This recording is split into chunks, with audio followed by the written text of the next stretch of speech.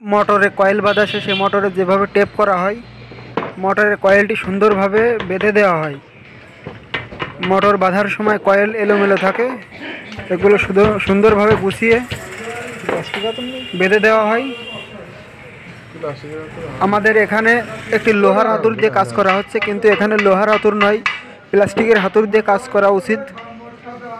আমাদের যে প্লাস্টিকের হাতুড়টি দিয়ে কাজ করতাম সেটা একজন ধারে নিয়ে গেছে, যার কারণে আমাদের লোহার হাতুড় দিয়ে কাজ করা হচ্ছে। তো আপনারা এখানে লোহার হাতুড় না দিয়ে প্লাস্টিকের হাতুড় দিয়ে কাজ করবেন, তাহলে সবথেকে ভালো হয়।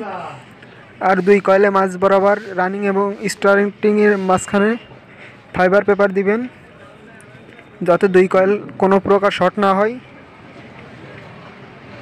আর টেপ করার এক ধরনের ফিতা পাওয়া যায়, আমরা যে ফিতা দিয়ে কাজ করছি দেখতে পাচ্ছেন, আপনারা এই ধরনের ফিতা ব্যবহার করবেন।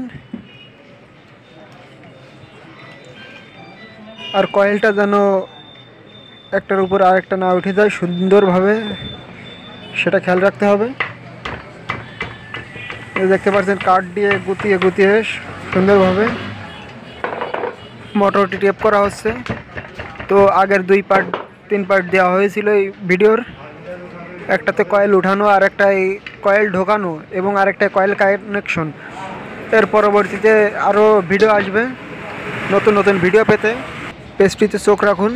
আমাদের এখানে ইলেকট্রিক্স এবং ইলেকট্রনিক্সের যাবতীয় সলিউশন ভিডিও দেওয়া হয়ে থাকে।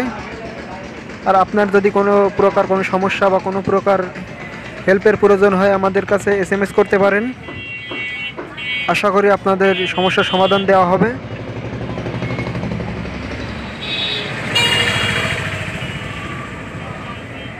এখানে বার্নিশ করার আগে এই টেপটা করা হয়, আর টেপ করার সময় যতটা সম্ভব সুন্দরভাবে বাঁধাই করতে হবে। এপিট ওপিট কয়েলের এই প্রান্ত এবং অপর প্রান্ত, দুই প্রান্তই সুন্দরভাবে বাঁধতে হবে। এই যে কয়েলের যে তার, কয়েলের লুপ উঠানো হলো, এই যে অপোজিট প্রান্ত, এই প্রান্তে এখানে ক্লাচ ব্যবহার করা হবে।